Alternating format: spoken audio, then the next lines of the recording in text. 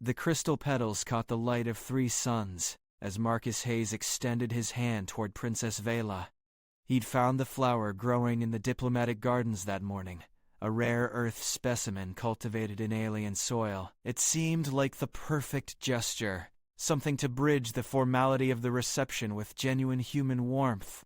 The princess's violet eyes widened as her slender fingers accepted the gift. Around them, the Crathine courtiers fell silent.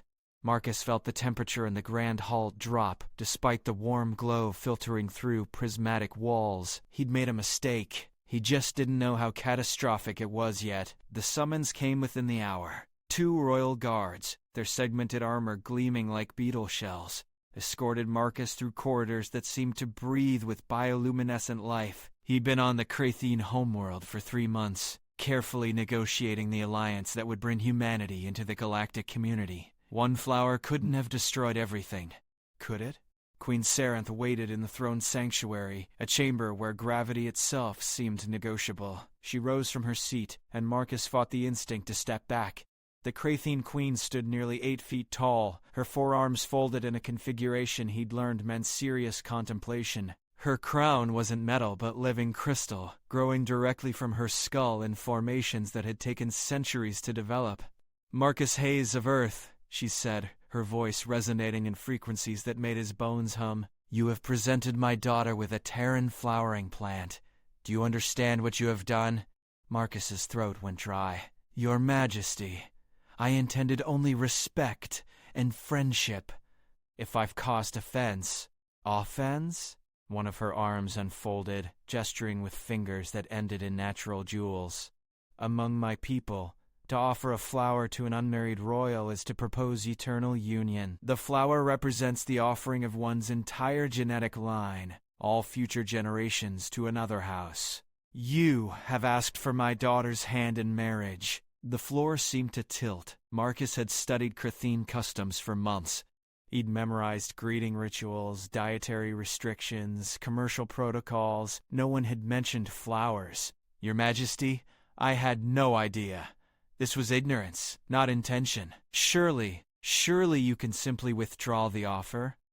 Queen Sarenth's eyes, all 3 of them, focused on him with unsettling intensity.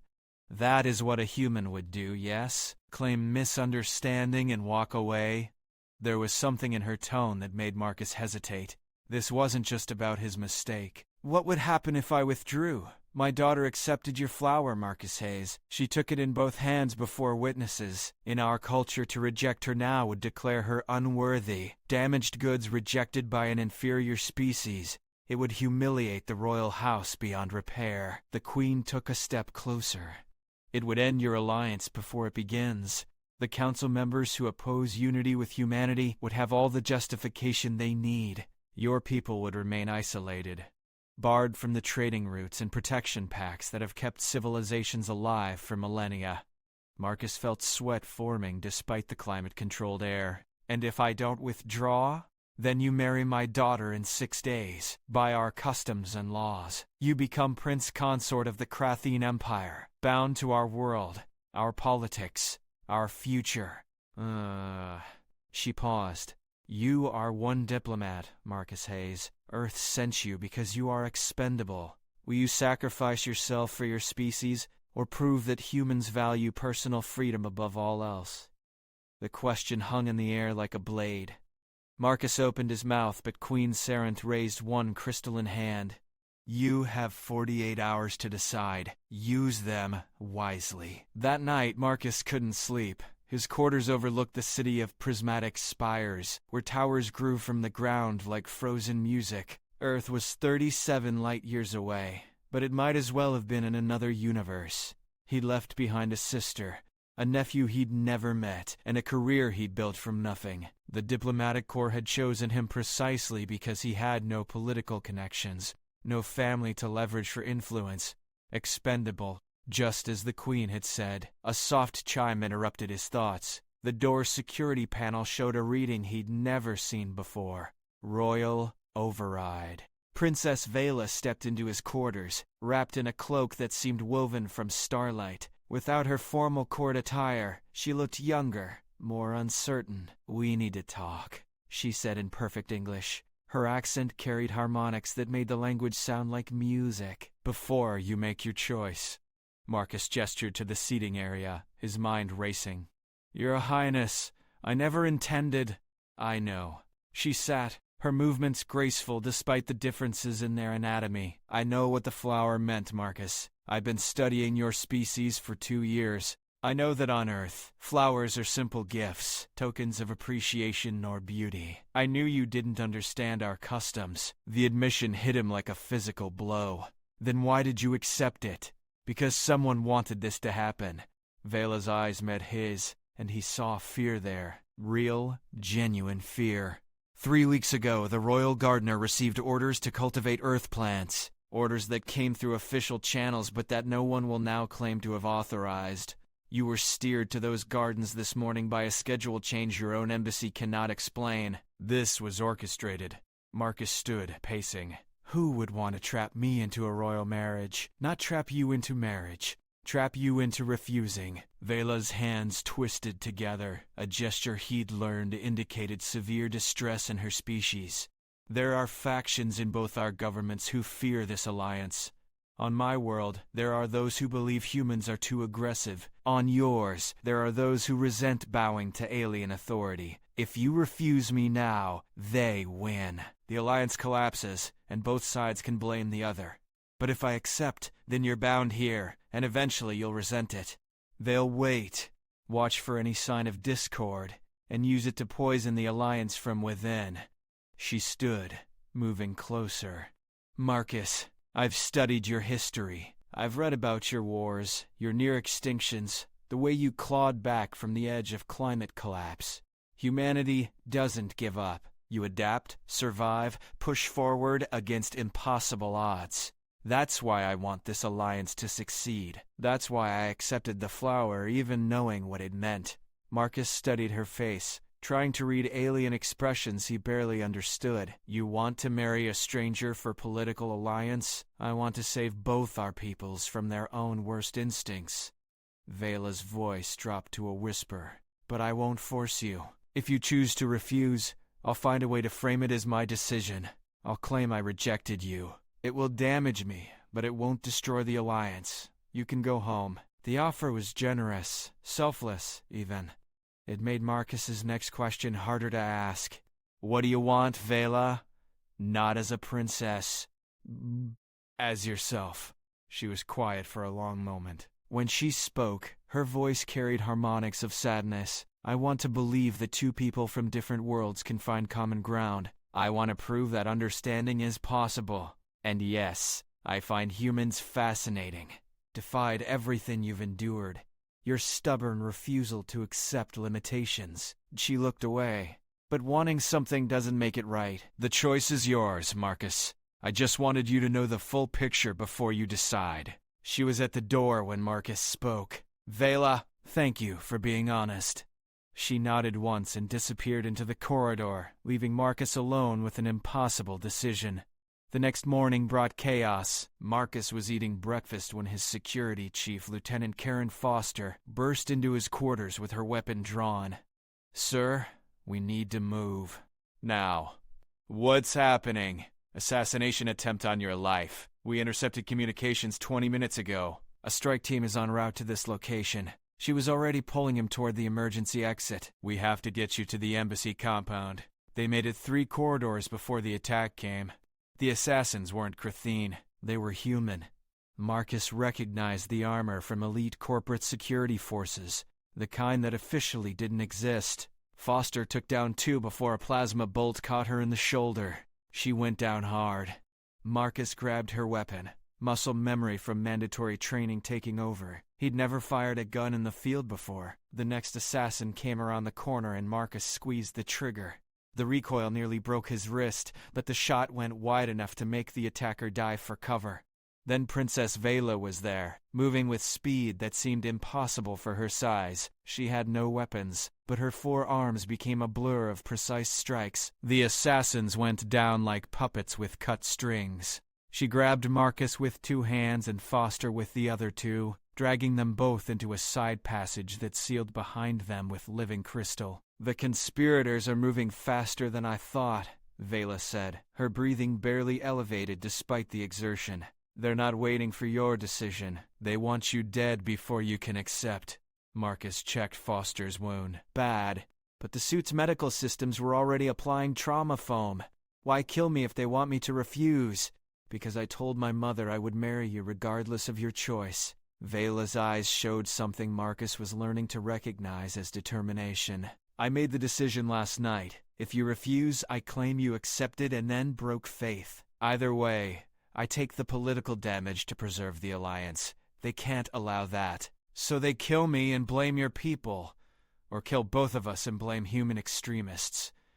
Vela pulled out a crystalline device that pulsed with inner light. I've been gathering evidence. Financial records, communications, meeting logs. The conspiracy runs deep on both sides. Military contractors who profit from isolation. Politicians who fear losing power if our peoples unite. Even some of my own family who believe humans are a threat to Krathene genetic purity. Marcus felt the weight of it settle on his shoulders. This was bigger than a marriage, bigger than politics. We need to expose them. The Grand Council meets in 36 hours for the Alliance vote. If we can get this evidence to my mother and your Ambassador Lee before then.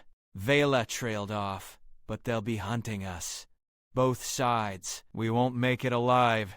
Foster groaned, consciousness returning. Sir, the lieutenant croaked. Protocol says I get you to safety. Protocol didn't account for this.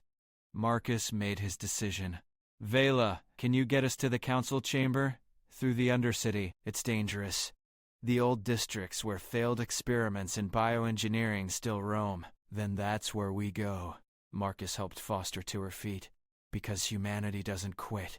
And apparently neither do you. Vela's expression shifted into what might have been a smile. Then we move now. Stay close. And trust me, the Undercity was nothing like the prismatic beauty above. Down here, in tunnels that predated the current civilization, the walls sweated moisture that glowed with toxic bioluminescence. Things moved in the shadows, products of genetic experiments abandoned when the Krathene had achieved biological stability. Vela led them through passages that seemed to shift and breathe, avoiding the larger predators by routes she'd learned as a rebellious youth. I used to come down here to think, she explained as they navigated a cavern where the ceiling dripped something that hissed when it hit the floor, away from court politics and expectations. I learned the old ways, the survival instincts my people have tried to engineer away. Marcus kept his weapon ready, supporting Foster's weight on his other side. Your mother knows about this? My mother was the one who showed me the entrance when I was young. Vela paused, listening to sounds Marcus couldn't identify. She said a queen who doesn't understand the depths cannot rule the heights. I didn't understand then. I do now. They rested in a chamber where ancient machinery still hummed with unknown purpose. Foster's condition was deteriorating despite the medical foam. She needed real treatment soon. Marcus checked their supplies. Limited ammunition, no food, and water that would run out in hours. Tell me about Earth, Vela said quietly. Not the official reports. Tell me what it's really like. Marcus thought about home. Messy. Beautiful. We've got deserts that go on forever and oceans so deep we've barely explored them. We nearly killed ourselves a dozen times over, but somehow we're still here. Still fighting, he smiled despite their situation. We've got this thing called music. I don't think the translation works properly. It's sound arranged in patterns that makes you feel things. Joy, sadness, hope. There's this song my sister used to play called Here Comes the Sun. It's about winter ending and better days coming. I would like to hear it someday, Vela said. If we survive. When we survive, Marcus corrected. Humans are stubborn that way. A sound echoed through the tunnels. Footsteps, multiple sets, heavy boots on stone. The hunters had found their trail. Vela extinguished her light crystal, plunging them into darkness, broken only by the toxic glow of the walls. There's a narrow passage ahead, she whispered. It leads to the council district, but it's guarded by a nest of scourge worms, bioweapons from the old wars, still active after centuries. Foster's laugh was pained. Of course it is. Marcus checked his ammunition. How do we get past them? We don't. We go through. Fast and loud, giving them no time to organize. Vela's eyes reflected the dim light like mirrors. Marcus, in my culture, when two people face death together and survive, they're considered soul-bound, partners beyond ceremony or law. Is that your way of saying we're in this together? It's my way of saying I'm glad it was you who gave me that flower. She took his hand, her fingers cool and smooth. Ready? They ran. The scourge worms erupted from walls that split open like wounds, their bodies writhing masses of teeth and toxic spines. Vela moved like water, her forearms striking with precision that turned biological horrors into twitching corpses. Marcus fired until his weapon ran dry, then used it as a club. Foster, despite her injury, took down 3 worms with her sidearm before collapsing. Marcus hauled her up, muscles screaming, and followed Vela through an opening that appeared in the far wall. They tumbled through into clean air and artificial light, the passage sealing behind them with a sound like breaking bones. They were in a maintenance corridor beneath the council building.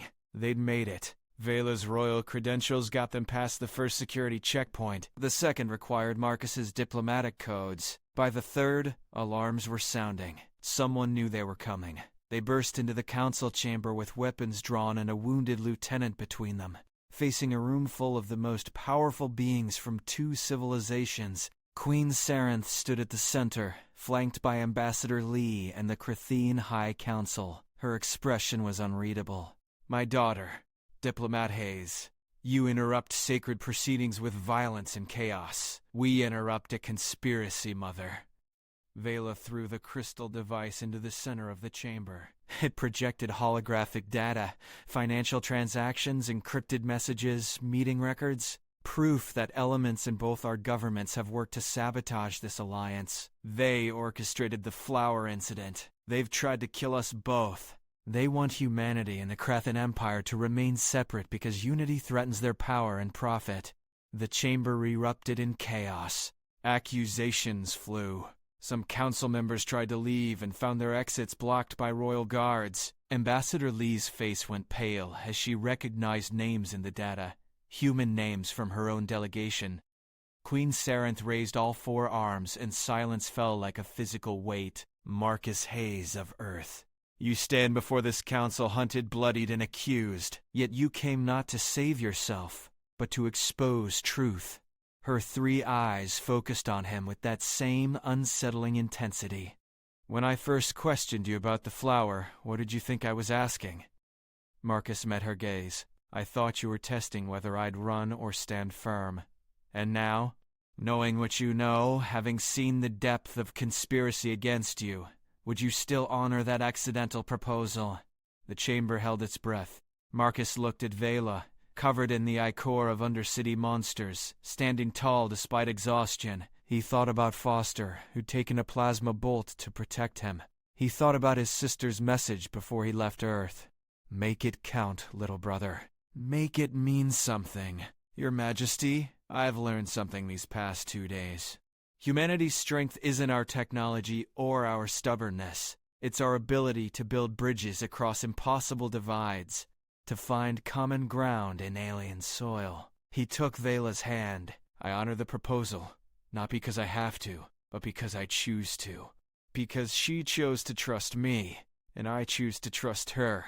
Because that's what building a real alliance looks like. Queen Sarenth's expression shifted. If Marcus didn't know better, he'd swear she smiled. Then I will tell you what I was truly asking, Marcus Hayes, when I first questioned you. She moved closer, her presence overwhelming. I knew about the conspiracy. I have known for weeks. I allowed the flower incident to proceed because I needed to see not what humanity would do when offered advantage, but what one human would do when trapped with no good options. The revelation stunned the chamber into silence. Vela's hand tightened on Marcus's. Mother, you used us as bait? I used you as proof. The Queen's voice rang with authority. Proof that humans value honor over convenience. That they will fight for what's right even when it costs them everything. That they can be trusted as true allies, not just convenient partners. She gestured to the holographic data. And you, my clever daughter, provided the evidence I needed to root out the cancer in both our governments. Marcus felt his knees weaken.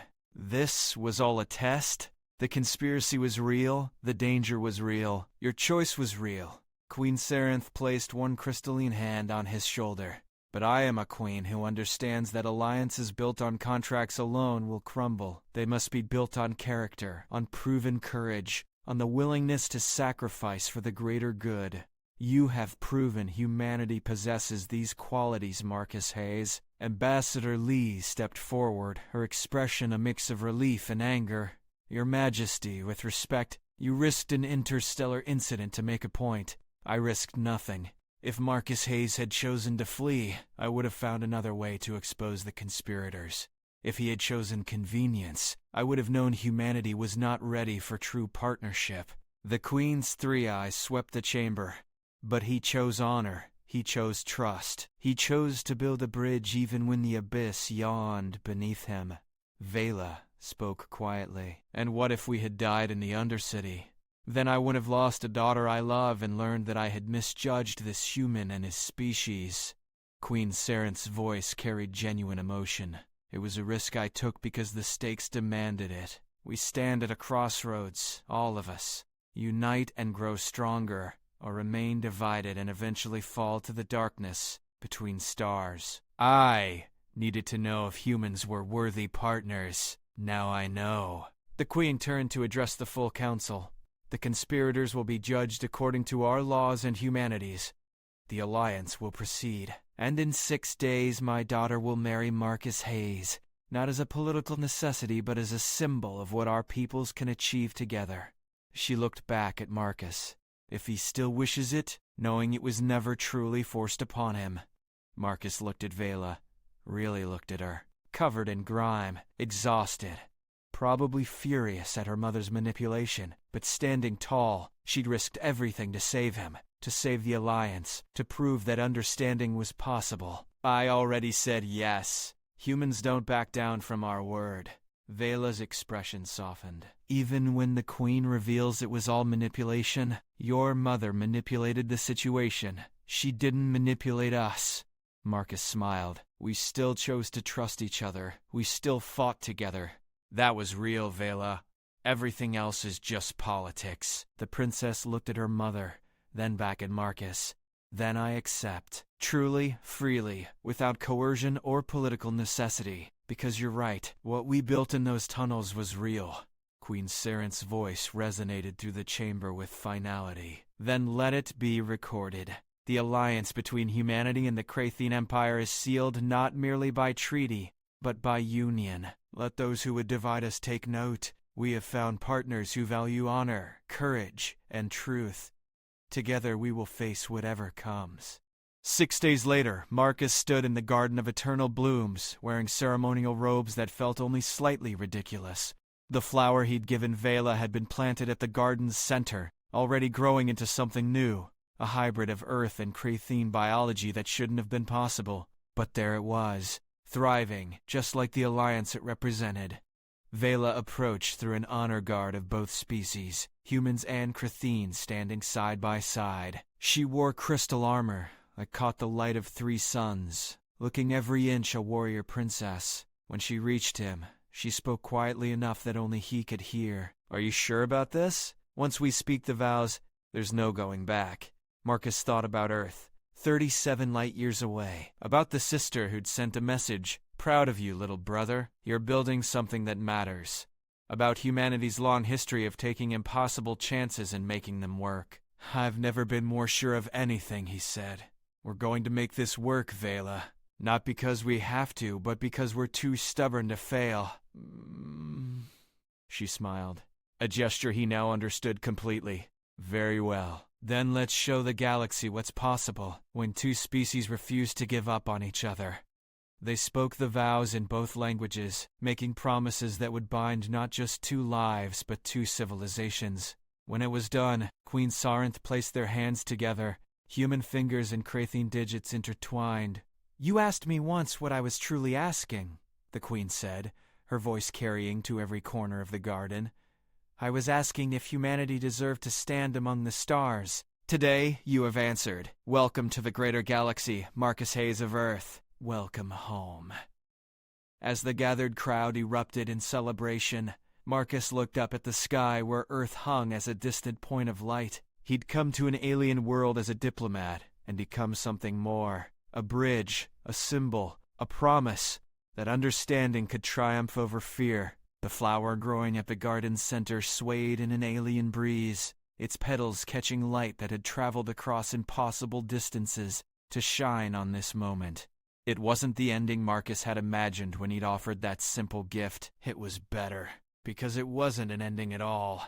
It was humanity's next beginning, and he would face it with a partner who understood that the best alliances, like the best marriages, were built not on contracts but on the courage to trust across impossible divides. Together, they would prove that when two civilizations chose understanding over fear, when they fought for each other instead of against, there was no challenge they couldn't face. The celebration continued as three suns set on a new era, and somewhere in the growing darkness between stars, those who would divide and conquer watched and knew they had already lost. Because humanity had done what it always did when faced with impossible odds. It adapted, survived, and built something stronger from the ashes of what could have been. And this time, they hadn't done it alone.